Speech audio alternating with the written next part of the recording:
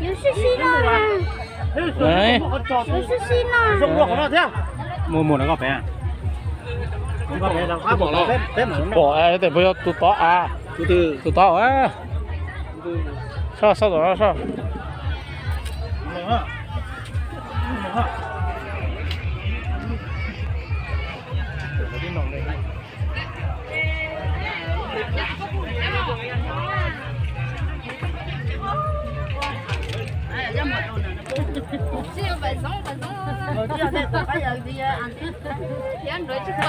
à chị bây giờ nó từ từ từ từ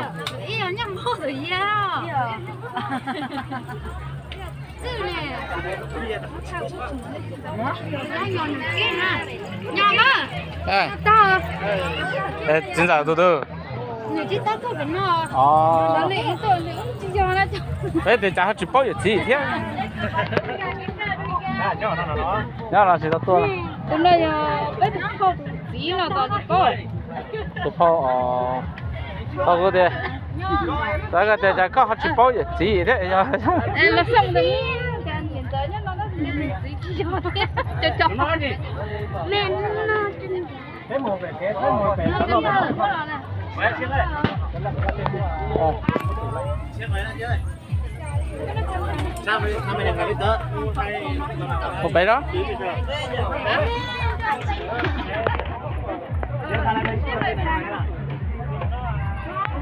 ra đây là bán hàng thôi, mọi người lấy thịt của hồi nhá, lấy thịt cần gì gọi gì nhá. ra đây đi tớ sẽ ủng hộ bằng nhiệt tình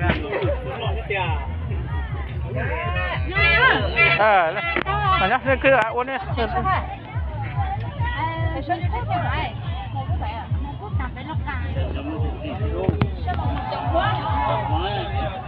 mới chỉ là tôi mà làm chặt thế đó đi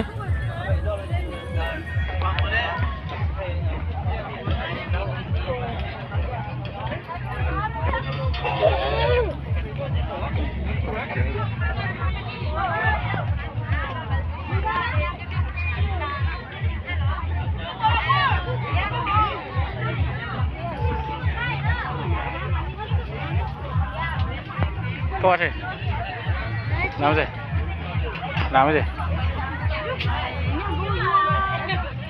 Nhảy gì hả cơ tránh cái gì con tôi một tí tôi sẽ để chi rồi tôi nó cái số tiền mà tôi bán nó chi nhỏ lắm cái tiền của tôi kho và chi nhỏ được khác và nó không bằng có là nó có mọi gì nó nhẹ nó là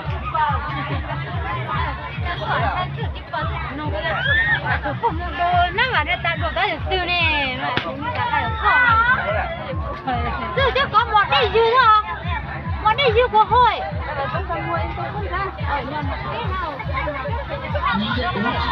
đó nên thuê ít nuôi ra nó lo nên vô à ốp chi ít nuôi rồi tính cả đặt đó tính mét sống đồng đó phải bế để mà lo tôi mình chỉ ra lỗi á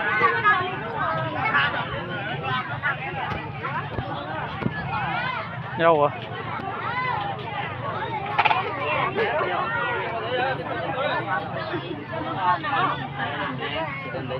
đâu rồi lâu từ nào lâu từ nào để lâu từ cái cùng bé này không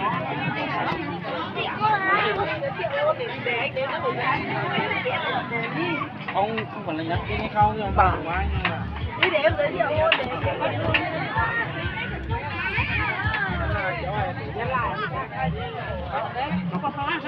không không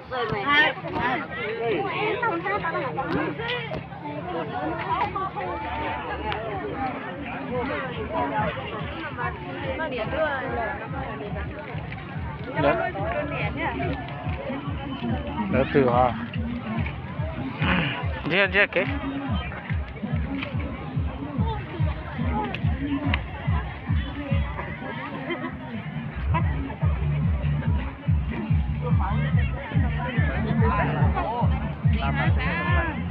泡的，新疆的了。哎，都这切开的，老，都是切开。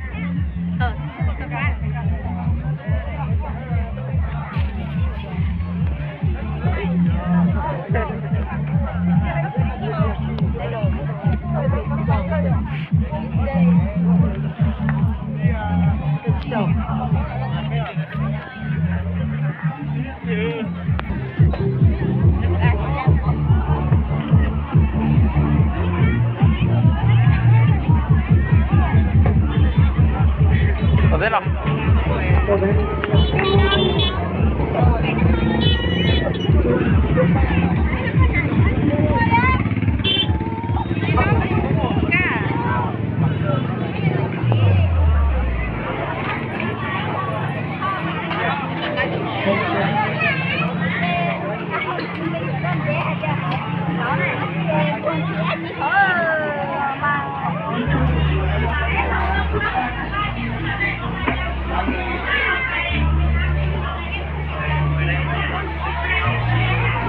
绕这一边。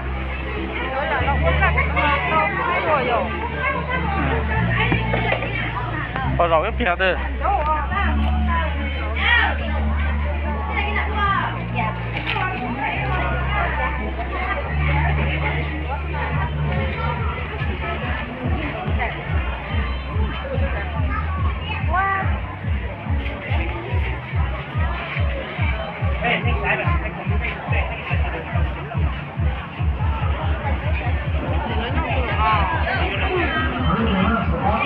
好了，我本来。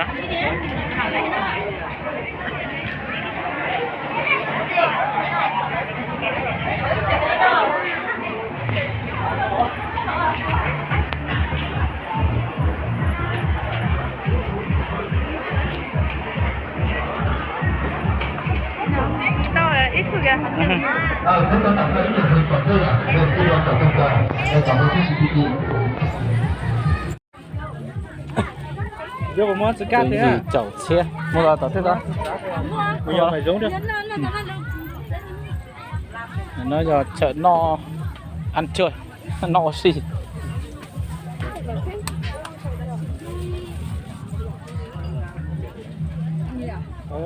Ủng hộ đây. Ủng hộ á? Ừ. Ăn không đi chứ? Ủng hộ chứ. Có cái gì ăn được? Ủng hộ nhiều tiền mà. Cái gì? Này á? Xong một cốc. Về ăn ủng hộ nhé. Vẫn chưa vì lâu đâu. Có một mùng tàu, có một mùng tàu em. Ôi, mùng tàu kia làm gì? Ăn nhanh luôn. Giống như thế, giống những đứa bé có tôi này, mua thế nhé.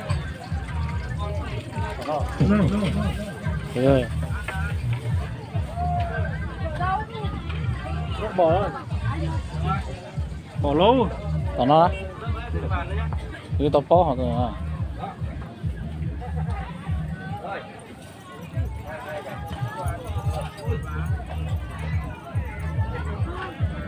Rồi, từ từ.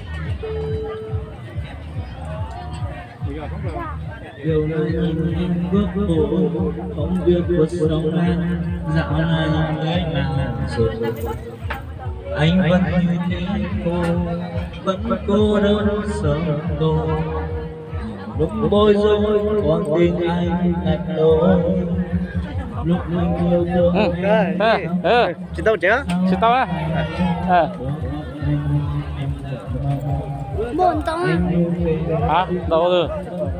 Đấy này, gì cái đi? Cái cổ xong của cái chuyện gì thế à? Ô, còn chỉ bảo thế. Nó lọc một trò nó có này. Từ từ. Trên bây giờ nào? Chảy gió á. Có việc gì chứ? Có việc gì mà chưa đâu. Đấy rất là gì á? Sao nó mà nhập vào tới đường đá này đi. Sao? Nhập vào tới tao thì tụi nó rồi nè. Để mà nông ha. Hả? Đúng rồi. Ok. Ít tê cha. Hả? Tê xe. Nó bóng chạy tê có gì? Chạy tay có gì? Hả? muốn luôn từng tàu cho ta. Còn tàu cho nó thế này. Đúng rồi. Chút xíu này. Bao nhiêu thế? Bao chút xíu này. Em tàu nó bông chật lú hậu trời lú. Hỗ trợ luôn, hỗ trợ luôn. Hỗ trợ luôn. Chỉ cái nhiều ít bông là bông ăn lú của tàu ăn lú á. Ôi, tàu ấy cứ tàu cho mà tàu ít bao nó chút tông à. Cái gì nó? Bông ăn lú của họ luôn à. Không sao nào chỉ đó. Chỉ cái bông ăn lú của họ ăn lú á. Thì mà ta không sát đó. Bông sao là chỉ xả thế á?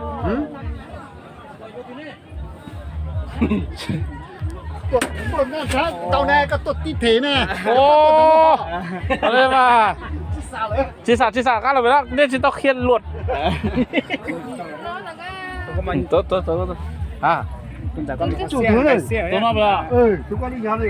Tốt đi rồi. Có một tàu lúc mà mua được một thả này.